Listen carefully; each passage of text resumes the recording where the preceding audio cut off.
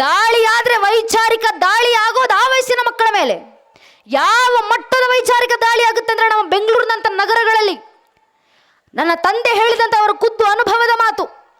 ನನ್ನ ತಂದೆ auto driver, rickshaw driver. ನಮ್ಮಪ್ಪ ಇವತ್ತಿಗೂ ಬೆಂಗಳೂರಿನಲ್ಲಿ ವೃತ್ತಿಯಿಂದ ಆಟೋ ಓಡಿಸ್ತಾರೆ. ರಿಕ್ಷಾ ಚಾಲಕರಾಗಿರುವಂತ ನನ್ನ ತಂದೆ ನನಗೆ ಹೇಳಿದಂತ ಅವರ ಅನುಭವದ ಮಾತು, ಬೆಂಗಳೂರಿನಲ್ಲಿ ಕಾಲೇಜ್ಗೆ ಹೋಗುವಂತ ಮಕ್ಕಳು ಹಣೆಗೆ ಕುಂಕುಮ ಹಚ್ಕೊಂಡು ಆಟೋ ಹತ್ತುತ್ತಾರೆ.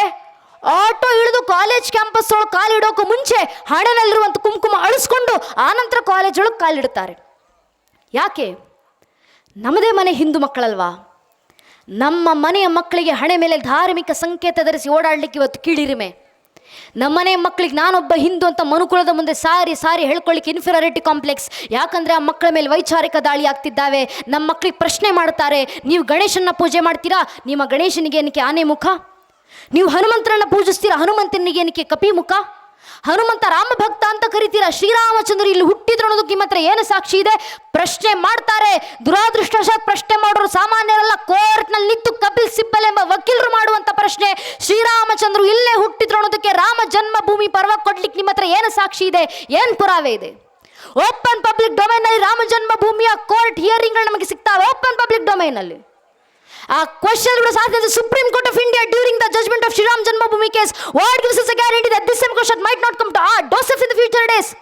ಸ್ವಾಮಿ ಕೋರ್ಟ್ ಮಾಡಿದ ಇದೇ ಪ್ರಶ್ನೆ ಮುಂದೊಂದು ದಿನ ನಮ್ಮನೆ ಬಾಗಿಲವರೆಗೂ ಬರೋದಿಲ್ಲ. ನಮ್ಮ ಹತ್ರ ಏನು ಗ್ಯಾರಂಟಿ? ಮನೆ ಮಕ್ಕಳ ಮುಂದೆ ನಿಂತು ಯಾರಾದರೂ ಈ ಪ್ರಶ್ನೆ ಮಾಡಿದ್ರೆ ಮಕ್ಕಳಲ್ಲಿ ಯಾವ ಮಟ್ಟದ ವೈಚಾರಿಕ ಜಾಗೃತಿ ನಾವು ತುಂಬಿಸಿರಬೇಕಂದ್ರೆ ಒಂದೊಂದು ಹಿಂದೂ ಮನೆ ಮಗು ಎದೆ ಒಬ್ಬಿಸ್ಕೊಡೆ ತಟ್ಕೊಂಡು ಉತ್ತರ ಕೊಡಬೇಕು. ಪ್ರಭು ಶ್ರೀರಾಮಚಂದ್ರ ಅಸ್ತಿತ್ವಕ್ಕೆ ಮಾತ್ರ ಅಲ್ಲಪ್ಪ, ಬೇಕಾದ್ರೆ ಇಡೀ ಶ್ರೀರಾಮಚಂದ್ರರ ವಂಶವೃಕ್ಷದ ಅಸ್ತಿತ್ವಕ್ಕೆ ನಾನು ಸಾಕ್ಷಿಯನ್ನು ಕೊಡಬಲ್ಲೆ. ನಮ್ಮ ಮಕ್ಕಳ ಬಾಯಿಂದ ಬರಬೇಕಾದಂಥ ಉತ್ತರ ತಾಯಿ ಭಾರತೀಯ ಜಗನ್ಮಾತೆಯ ಗ್ರಾಮದೇವತೆ ಕೃಪಾಶೀರ್ವಾದಗಳಿಂದ ಮೊದಲಿಗೆ ಬಂದದ್ದು ಶ್ರೀಹರಿ. ಶ್ರೀಹರಿಯ ಮಗ ಬ್ರಹ್ಮ, ಬ್ರಹ್ಮನ ಮಗ ಮರೀಚಿ, ಮರೀಚಿ ಮಗ ಕಶ್ಯಪ, ಕಶ್ಯಪನ ಮಗ ಸೂರ್ಯ, ಸೂರ್ಯನ ಮಗ ಮನು, ಮನುವಿನ ಮಗ ಇಕ್ಷ್ವಾಕು, ಇಕ್ಷ್ವಾಕುವಿನ ಮಗ ಕುಕ್ಷಿ, ಕುಕ್ಷಿ ಮಗ ವಿಕುಕ್ಷಿ, ವಿಕುಕ್ಷಿ ಮಗ ಬಾಣ, ಬಾಣನ ಮಗ ಅನರಾರಣ್ಯ, ಅನರಾರಣ್ಯನ ಮಗ ಭೃದು, ಭೃದುವಿನ ಮಗ ತ್ರಿಶಂಕು, ತ್ರಿಶಂಕುವಿನ ಮಗ ದುಂಡುಮಾರ, ದುಂಡುಮಾರನ ಮಗ ಮಾಂದಾತ, ಮಾಂದಾತನ ಮಗ ಸುಸಂಧಿ, ಸುಸಂಧಿಯ ಮಗ ಧ್ರುವಸಂಧಿ, ಧ್ರುವಸಂಧಿಯ ಮಗ ಭರತ, ಭರತನ ಮಗ ಅಶೀತ, ಅಶೀತನ ಮಗ ಸಗರ, ಸಗರನ ಮಗ ಅಸಮಂಜಸ, ಅಸಮಂಜಸನ ಮಗ ಅಂಶುಮಂತ, ಅಂಶುಮಂತನ ಮಗ ದಿಲೀಪ, ದಿಲೀಪನ ಮಗ ಭಗೀರಥ, ಭಗೀರಥನ ಮಗ ಕುಕುತ್ಸು, ಕುಕುತ್ಸುವಿನ ಮಗ ರಘು, ರಘುವಿನ ಮಗ ಪ್ರವೃದ್ಧ, ಪ್ರವೃದ್ಧನ ಮಗ ಶಶಂಕು, ಶಶಂಕುವಿನ ಮಗ ಸುದರ್ಶನ, ಸುದರ್ಶನ ಮಗ ಅಗ್ನಿವರ್ಣ, ಅಗ್ನಿವರ್ಣನ ಮಗ ಶೀಘ್ರವೇದ, ಶೀಘ್ರವೇದನ ಮಗ ಮರು, ಮರುವಿನ ಮಗ ಪ್ರಶಿಷಕ, ಪ್ರಶಿಷಕನ ಮಗ ಅಂಬರೀಷ, ಅಂಬರೀಷನ ಮಗ ನಘೂಷ, ನಘೂಷನ ಮಗ ಯಾತಿ, ಯಾತಿಯ ಮಗ ನಾಭಾಗ, ನಾಭಾಗರ ಮಗ ಅಜ, ಅಜನ ಮಗ ದಶರಥ, ದಶರಥರ ಮಗನೇ ರಘುವಂಶದ ರಾಘವ ಪ್ರಭು ಶ್ರೀರಾಮಚಂದ್ರರು ಅಂತ ಹೇಳುವ ಮಟ್ಟಕ್ಕೆ ಮನೆ ಮನೆಯ ಒಂದೊಂದು ಹಿಂದೂ ಮಗುವಿನಲ್ಲೂ ಇಷ್ಟು ವೈಚಾರಿಕ ಜಾಗೃತಿ ನಾವು ತುಂಬಿಸಿದ್ರೆ ಸಾಕು ನನ್ನ ನೆಚ್ಚಿನ ಬಂಧುಗಳೇ. ಧರ್ಮ ರಕ್ಷಣೆ ಆಯ್ತಂತರ್ಥ, ರಾಷ್ಟ್ರದ ಪರಂಪರೆ ಸುಭದ್ರವಾಯ್ತಂತರ್ಥ. ಇಷ್ಟೇ ನಮ್ಮ ಜವಾಬ್ದಾರಿ. ಶಾಸ್ತ್ರಕಾರರ ಮಾತು, ವರಂ ಏಕಂ ಗುಣಿ ಪುತ್ರ ನಚಮೂರ್ಖ ಶತೈರಪಿ. ಧರ್ಮ ರಕ್ಷಣೆ ಆಗಬೇಕಂದ್ರೆ ಮನ್ನಲ್ಲಿ 20 ಜನ ಮಕ್ಕಳು ಬೇಕಾಗಿಲ್ಲ. ಒಂದೊಂದು ಹಿಂದೂ ಮಗು ಮನ್ನಲ್ಲಿ ಇದೆಯಲ್ಲ, ಆ ಒಂದೊಂದು ಹಿಂದೂ ಮಗುವಿಗೆ ಧರ್ಮ ಸಂಸ್ಕಾರ ಕೊಟ್ಟು ನೈಜ ಹಿಂದೂ ಅಂತ ಬೆಳೆಸಿ ಸಾಕು. ಒಂದು ಮಗುವಿಂದ ಇಡೀ ಧರ್ಮ ರಕ್ಷಣೆ ಆಗುತ್ತೆ. ಆ ಮಕ್ಕಳನ್ನು ಜಾಗೃತಗೊಳಿಸೋಣ. ಅದಕ್ಕೆ ನಮ್ಮ ಕೈಲಾಗುವಂತ ಕೆಲಸ. ನಿಮಗೆ ಮಾತಾಡ್ಲಿಕ್ಕಾಗುತ್ತಾ? ದಯವಿಟ್ಟು ಮಾತಾಡಿ.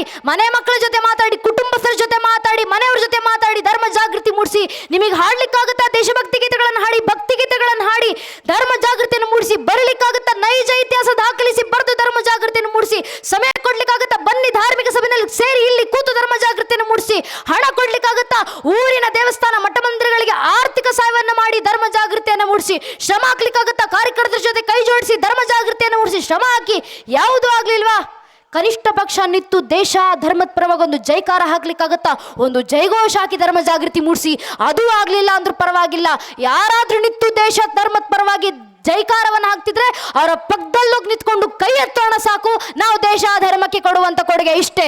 ಇಷ್ಟನ್ನು ಒಬ್ಬೊಬ್ಬ ಹಿಂದೂ ಮಾಡಿದ್ರೆ ಸಾಕು. ಜನ್ಮಸಿದ್ಧ ಜವಾಬ್ದಾರಿ ಅಂತ ಧರ್ಮ ರಕ್ಷಣೆ ತನ್ನಿಂತಾನೇ ಆಗುತ್ತೆ. ಇಷ್ಟೇ ನಮ್ಮ ಜವಾಬ್ದಾರಿ. ಆ ಜವಾಬ್ದಾರಿ ಪಾಲಿಸೋಣ. ಮನೆಯ ಮಕ್ಕಳಿಗೆ ಧರ್ಮ ಸಂಸ್ಕಾರ ಕೊಡೋಣ. ನಮ್ಮ ಪೂರ್ವಿಕರು ತೋರಿದಂಥ ಮಾರ್ಗವನ್ನು ಪಾಲಿಸೋಣ.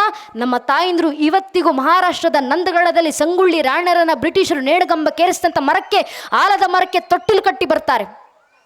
ಸಂಗೊಳ್ಳಿ ರಾಯಣ್ಣರನ್ನ ನೇಣಗಂಬಕ್ಕೇರಿಸಿದಂಥ ವೃಕ್ಷ ಅದು ನಂದಗಡದಲ್ಲಿ. ತೊಟ್ಟಿಲು ಕಟ್ಟಿ ಬರ್ತಾರೆ ನಮ್ಮ ತಾಯಂದಿರು. ಯಾಕೆ ಗೊತ್ತೇ?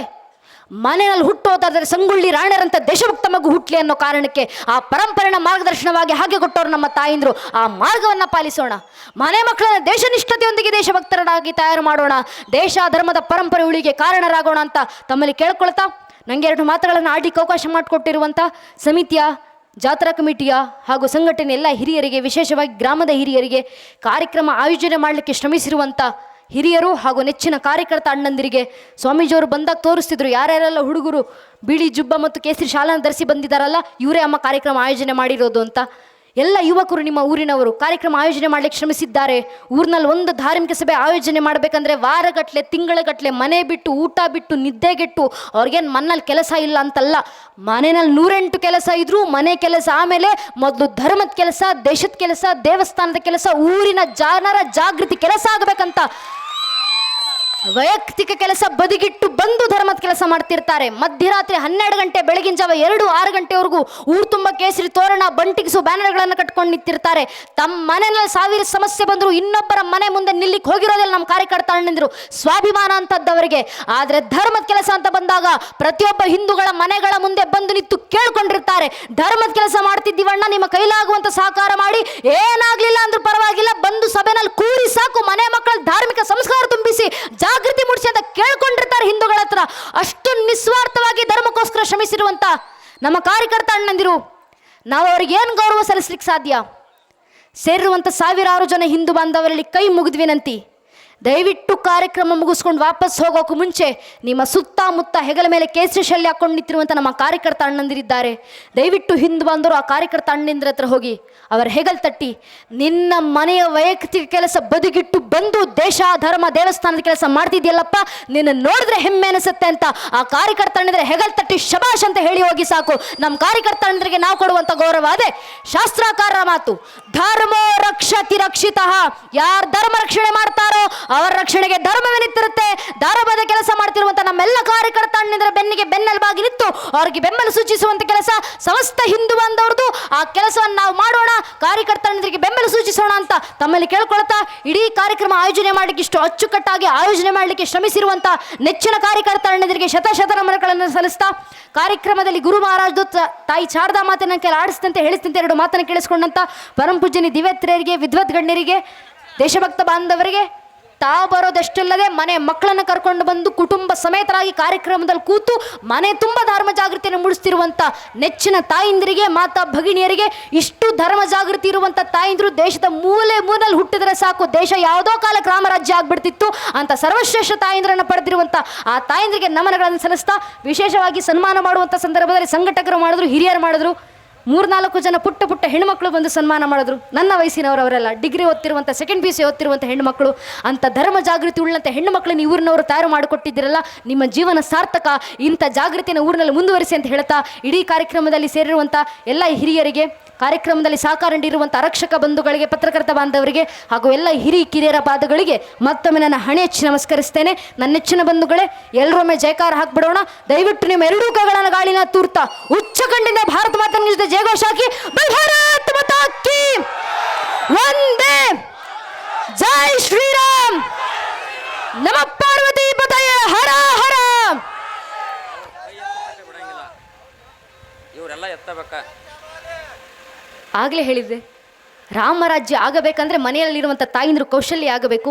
ತಾಯಿಂದರು ರಾಮರಿಗೋಸ್ಕರನಾದರೂ 2 ಕೈಗಳನ್ನು ಗಾಳಿನ ತೂರ್ತಾ ಶ್ರೀರಾಮಚಂದ್ರಿಗೆ ಜಯಘೋಷಗಳನ್ನು ಹಾಕ್ತಿ, ಜೈ ಶ್ರೀರಾಮ್, ಜೈ ಶ್ರೀರಾಮ್, ನಮ ಪಾರ್ವತಿ ಪತಯ, ಹರ ಹರ.